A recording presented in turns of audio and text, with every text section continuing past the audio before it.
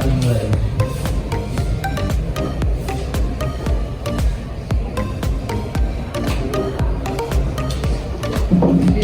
Berdua selesai. Oke, kita presentasi dulu ya.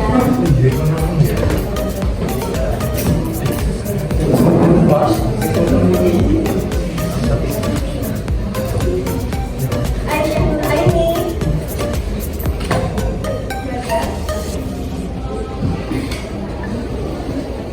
Aisyah Nur Wijaya. Alvan Dani. Alia. Maurida. Amelia. Amir. Ana. Ananita. Masih ingat nggak pertemuan dua minggu yang lalu kita bahas apa? Ya, presentasi tentang kedatangan bangsa Barat. Bangsa Barat yang datang ke Indonesia ada siapa aja? Empat. Oh, 4. Siapa aja? Belanda, Spanyol, Portugal, satu lagi siapa? Inggris. Nah, niat mereka pertamanya untuk apa? Untuk berdagang. Tapi lama-kelamaan niat mereka ini berubah untuk menguasai wilayah Nusantara, sehingga terjadilah kolonialisme dan imperialisme. Kita masuk ke materi perkembangan kolonialisme dan imperialisme di Indonesia. Tujuan pembelajarannya yang pertama, pendidik dapat memahami konsep kolonialisme dan imperialisme. Yang kedua, peserta didik dapat mengidentifikasi kebijakan VOC di Indonesia. Dan sebelum masuk ke materi, kalian percaya nggak kalau Indonesia ini pernah dijajah oleh Belanda selama 350 tahun? Percaya? Enggak? Yang enggak karena apa? Kelamaan. Yang percaya karena apa? Ada nggak yang percaya? Enggak percaya semua. Oke, kita bahas ya. Nah, jika dihitung 350 tahun mundur ke belakang dari tahun kemerdekaan, merdeka Indonesia tahun berapa?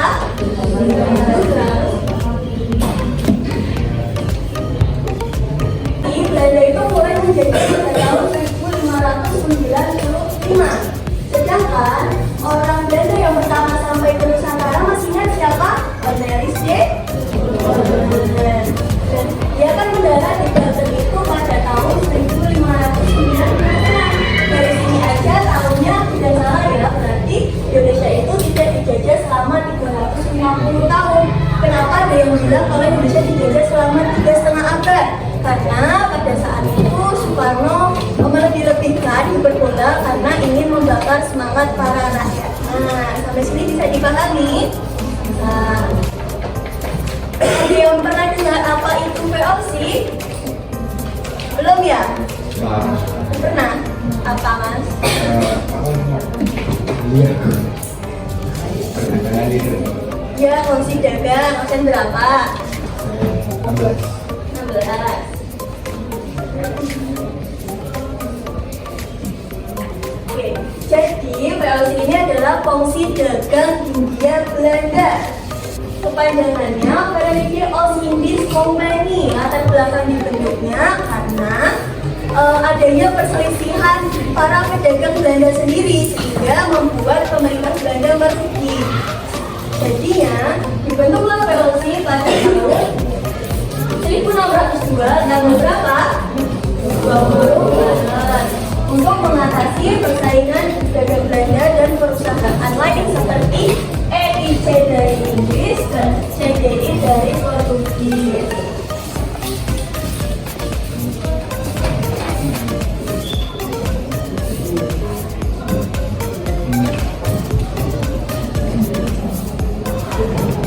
Selain itu, tujuan dibentuk VOC ini untuk memonopoli perdagangan di Nusantara. Dan pada saat zaman VOC, Nusantara ini disebutnya dengan Hindia Belanda. Tadinya disebutnya Hindia Timur karena istilahnya Indonesia ini bagian dari India tapi di sebelah timur. Setelah dikuasai Belanda, disebutnya dengan Hindia Belanda. Lalu tujuan lain VOC ini yaitu untuk memperkuat kehidupan Belanda dan untuk membiayai perang melawan Spanyol. Anehnya ini saat itu Belanda masih dijajah oleh Spanyol, tapi Belanda malah menjajah ke Indonesia. Ibaratnya kayak orang disuruh tapi malah nyuruh orang lain. Keberadaan VOC ini mewakili pemerintah Belanda sehingga VOC diberi hak dan wewenang istimewa yang disebut dengan hak oktroy. Coba absen 8 dibacakan, minta tolong. Siapa absen 8?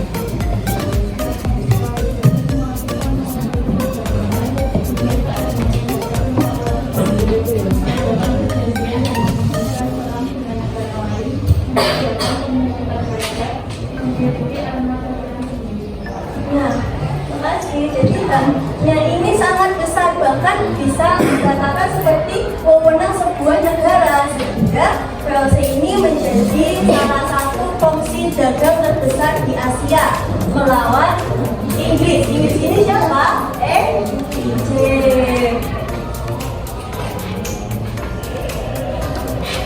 Dalam rangka pemerintahannya di Nusantara, VOC ini memiliki beberapa kebijakan. Yang pertama ada Free Little Level Renting atau penyerahan wajib unsur bumi dengan harga yang ditetapkan VOC.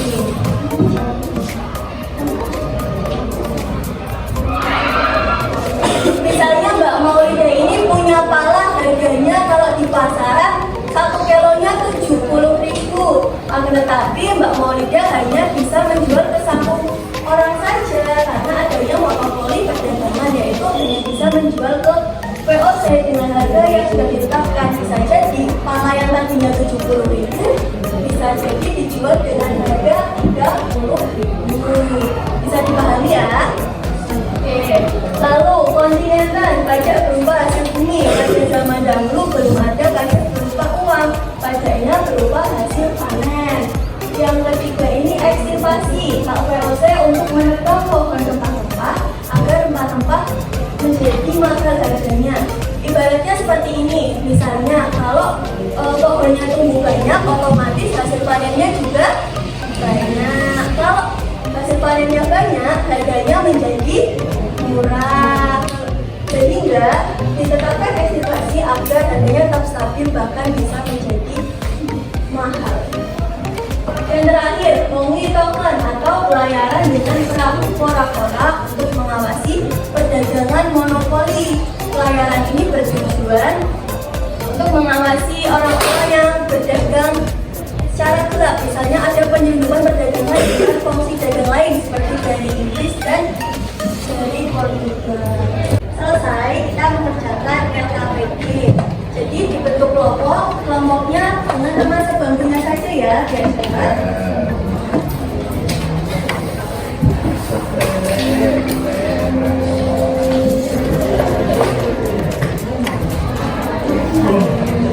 Satu lembar buat satu bangku aja. Udah belum? Udah.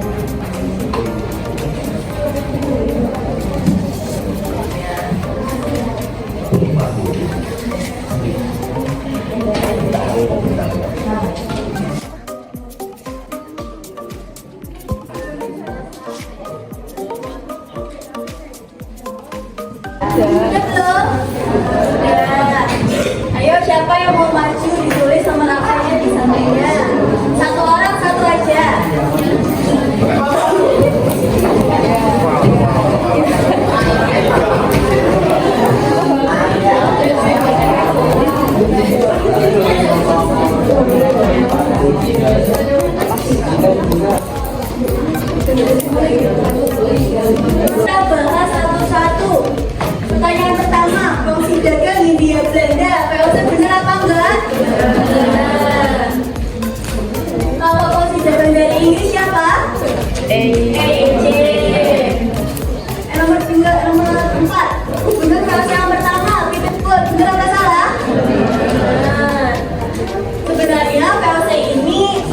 Sebenarnya ada 30, tapi yang terkenal yang pertama Petergut dan yang terkenal yaitu C.P.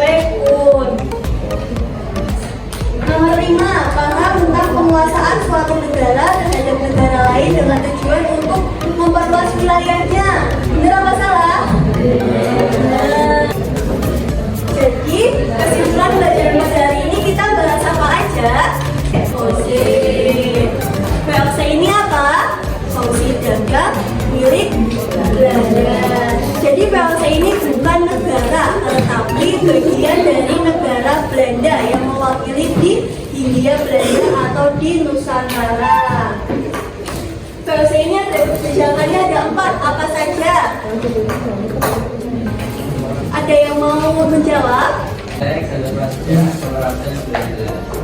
Di dalam VOC yang pertama, retrik garansi, yaitu penyerahan wajib hasil bumi dengan harga yang tidak berkurang menetapkan VOC. Yang kedua, kontingenten, yaitu pajak berupa hasil bumi. Kemudian yang ketiga, aktivasi, yaitu hak VOC untuk melakukan rumah-rumah. Ya, beri tangan buat Mas Iksan. Kalau saya ini untuk disebabkan apa? Korupsi dan persaingan dagang dengan negara apa? Inggris dan Turki. Oke, ada yang mau ditanyakan? Belum. Oke, materi kita hari ini udah selesai. Terima kasih mau berperan aktif dalam kelas ini, mau berdiskusi dan sangat kondusif. Sangat saya apresiasi. Beri tepuk tangan buat kita semua. Minggu depan kita akan bahas materi tentang pemerintahan Inggris di Nusantara dan kembalinya Hindia Belanda. Jadi Belanda ini memerintah di Nusantara selama 3 kali. Yang pertama ada VOC, lalu ada pemerintahan Belanda di bawah kekuasaan Prancis, dan yang terakhir yaitu pemerintahan kerajaan Belanda. Oke, sampai sini ada yang mau ditanyakan? Terima kasih buat pelajaran hari ini. Jangan lupa belajar. Sampai ketemu minggu depan. Pelajaran saya cukupkan. Wassalamualaikum warahmatullahi wabarakatuh.